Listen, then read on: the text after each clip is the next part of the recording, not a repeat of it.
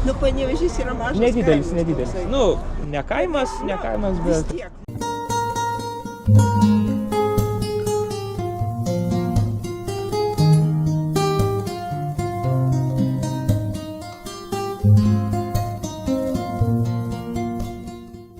Įdomu, kad klausimas bus netikėtas ir bus... Palaukit, kokį čia klausimą užduoti? Vau, čia... Kaip jūs galvojat, nu, senovėje sakydavo, kad žmogus, kuris eina į valdžią, jis pats sunkiausias darbas ir protingas žmogus į valdžią neis. Vien tik tai dėl to, kad jis kiekvieną gyventojų žmogum turi rūpintis kaip savo vaikų, seserių. Tai sveiki. Nes pavyzdžiui, mano sąnariai senatviniai. Atsiprašau. Nieko, viskas Labai gerai. lauksim jūs. Jūs šiandien... Dabar balsuoti, nes sekmanį Vilnių išvažiuoju. O, gerai.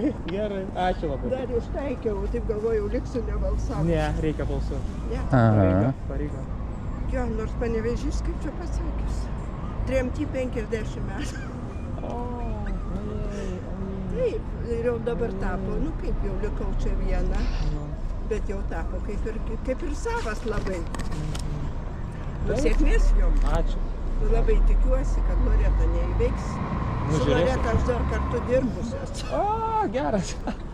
Nu, Panevėžys yra mažas Nedidelis. toksai. Nu, ne kaimas, Vis bet... tiek. Kaimas, žinokit, aš parašiau lietuviai, pas mane daug lietuvių pradėjo rašyti, ne vienas šimtas, sako, ne kaimas, mes kaip augam, mes Vilnių net kaimų laikydavom, žinokit, laikydavom Lietuva 3. Jeigu vakarų Europai pabuvęs, tai tada... Nu taip, faktas, nereikia net į vakarų. Čia atvažiuoju, nu Vilniui mane pavyzdžiui atvina, aš ten dabar dažnai važiuoju, nes anūkai pastoviai serga, tai aš ten auklės vaidmenį. Tai aš ten nuvažiuoju, man ten taip triukšmo, taip... Ypač jeigu tokia, kaip kokiam rajone, aišku. Dūmų visokių, nu prie stoties, nu kas ten gali gero būti naujam tame. Nu tai va, kol išsikraustys, kur arčiau Panevėžio. Jau prie pat stoties, nuo Brežnevo laikų dar tualetas net neišverstas. Ten šiukšlynai stovi tokie, galvoju, kaip čia taip merai, ne? Įsivaizduokit, nu, ne centras, šalia centrą, nors visada skaitydavosi autobusų stotis kaip centrai, aplink kurios eina, bet senamiestis ir centras yra skirtingas savokas. Ir turingai atrodo, negali nieko sakyti, bet užstatė mano alyvų parkelį, namai. Bažnyčios nebesimato visai pro namus, nes šitas kampas, jeigu žinot Vilnių. Nu nieko, viskas. Jūs balsuosit už šitą vaikinuką? Nu jis man kaip vaikinukas, jis daug jaunesnis už mano vaikus. Tai va čia taip ir būna, kai pagal save vertini, tai visi jauni atrodo tada. Mano pirmieji mokiniai jau yra žili nuplikę, susenę iš vis jau. O va jau jų vaikai.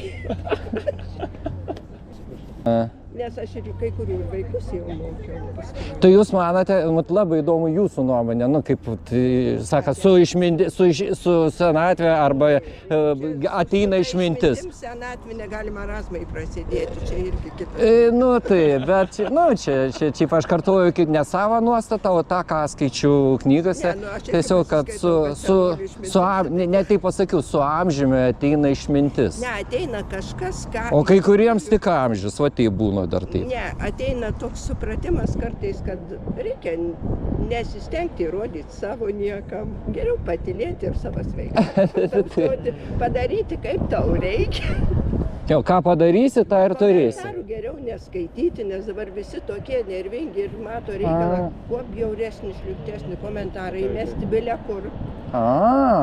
Aš pasižiūriu, kai paskaitau europietiškus, aš dešinės bendruomenę įsivedus, kad man viską paduotų kaip reikiant, be nervų. Tai, bet ten mažiau to šlykštaus komentavimo būna, nes ten, matyt, mano padorų žmonės susirenka. O va kitur pasižiūriu po kokios Ritos Miliūtės, pavyzdžiui, postų.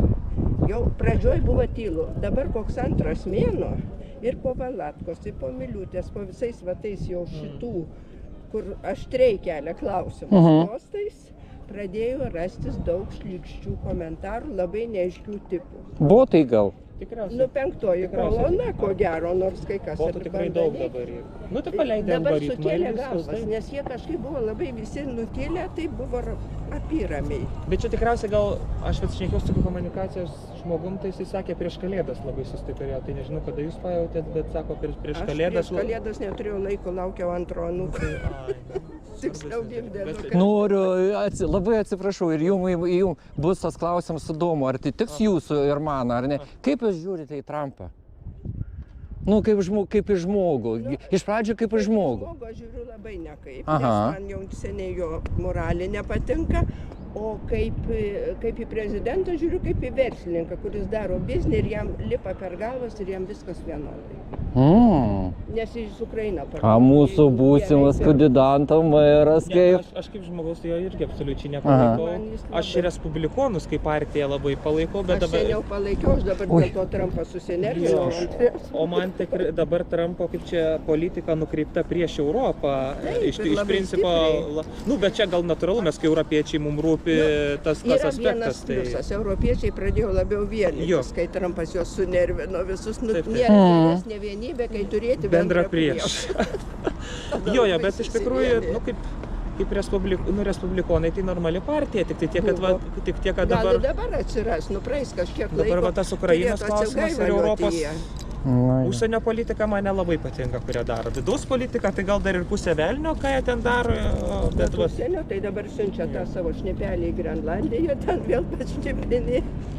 Šlepuką davė Europai per užpakaliuką, kad jie, kaip sako, duok biškį, kad... Ten Gazos sektoriaus, man reikia Islandijos, man reikia Grenlandijos, man ten dar kažko reikia, jam visko reikia. Tai tokia imperatoriaus užuomojas, ne pas jį? Bet pas jį visą laiką tos būdavo, net kai jo jauna, jeigu pasižiūrėt vaizdą įrašus, visą laiką toks. Žmogus negali iš esmės pasikeisti, kai sako, gali pasikeisti. Kažkiek taip, gauni daugiau informacijos, keiti požiūrį, kartais tai būna. Nes jeigu daugiau žinai, gali susidaryti nuomonę, jeigu nesi visai bukas. O jisai, o pati esmė žmogaus prigimtis, jinai, ją gali pakoreguoti, bet tu jos nepakeisi. 108 laipsnių neapsuksi. Neapsuksi, niekaip, kaip jis dabar tokių metų senelis galėtų pasikeisti. Aš ne vieno seno, už mane vyresnio. Nesu mačius, kad pasikeistų. Dar sustiprėja tos savybės, ne tik, kad nesumažėja. Visos sustiprėja, gerosios ir blogosios. Mano mama, kai buvo Dieve mano 100 metų, tai šokinėjo nacipačką, rusiškai sako. Nes valdinga buvo, kaprizinga ir labai ant savo kailių patyriau, ką reiškia senas žmogus, kuris turi savo poziciją. Gyvenimo būdą. Bet už konservatorius buvo visą gyvenimą. Žiūrėkit, politika pats neramiausias, pats baisiausias darbas. Kaip sakydavo, kaip jūs reaguojat, ar verta savo ramybę gyvenimą, atiduoti, kaip auką save padaryti. Jums reikės kiekvieno vaikų rūpintis mūsų Panevėžiu, kiekvieną nuomonę.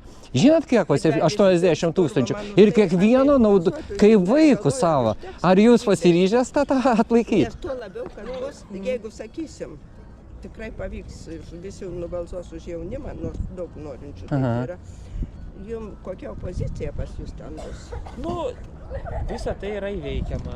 Aš manau, bet labai linkiu daug nervų, stiprybės ir sveikatos. Aš tiesiog jau daug nervų aš ten atitarėjau ministerijai dirbdamas, aš jau mačiau, ką tas reiškia. Aišku, savivaldybė mažesnis mastas. Va, pašventina, gamtą pašventina jau. Bet ne ant manęs klausyk, bet prieš... Ne, čia gamta.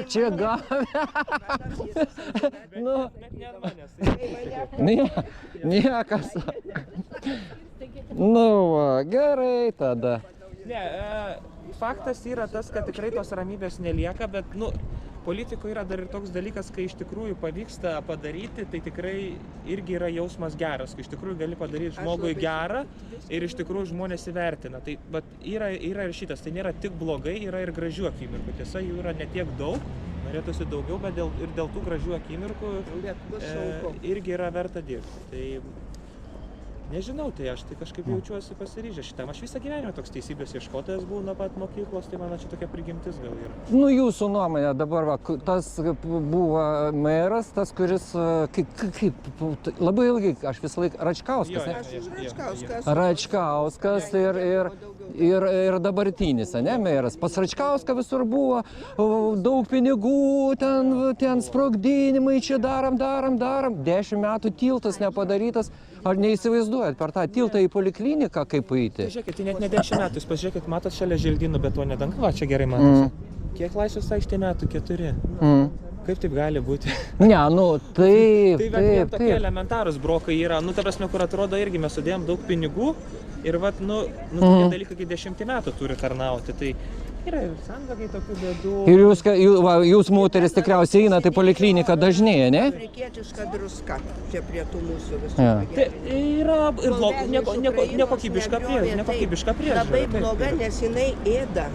Tai vat senvagiai plytelės raudonos išėstos, vat jeigu eisit atkreipkite dėmesį, jos visos. Karas mums padėjo. Bet senvagiai, na žiūrėkit, taip, jeigu logiškai, senvagiai viskas labai gražu ir tai buvo. Nieka ten baisaus nebuvo.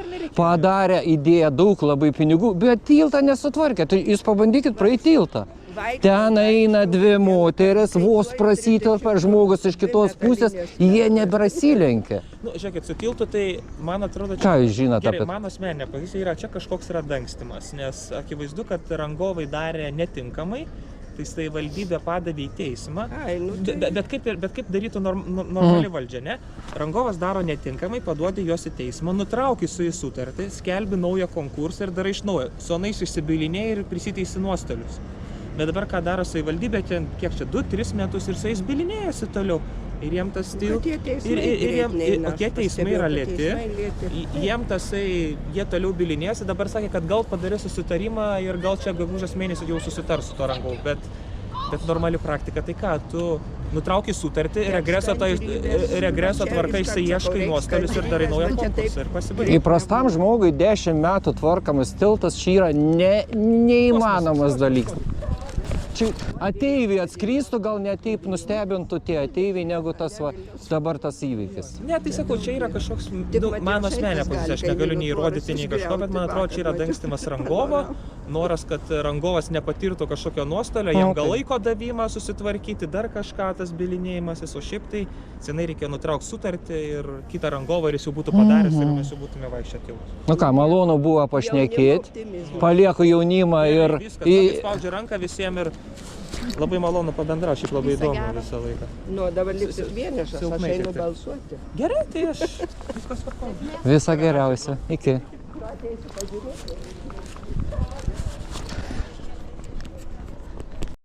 Спасибо всем, кто досмотрел до конца. Конечно же, еще спасибо за лайки, комментарии, подписки. Жду вас в следующем видео. Пока.